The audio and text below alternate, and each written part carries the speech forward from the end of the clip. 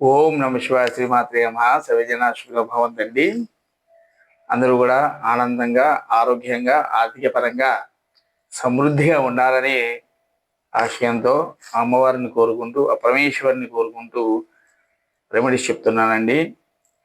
అయితే ఇప్పుడు చెప్పే రెమెడీ చాలా అద్భుతంగా పనిచేస్తుంది. ఆర్థికంగా ఎదుగుదలకి, మనశ్శాంతికి, ఆరోగ్యానికి, ముఖ్యంగా ఆరోగ్యానికి, అదేవిధంగా శత్రుపీడ నివారణకు కూడా ఈ రెమెడీ అనేది చాలా పనిచేస్తుంది.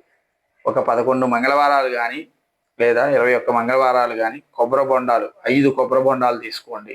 కొబ్బరికాయలు కాదండి, కొబ్బరి బొండాలు తీసుకొని ఏదైనా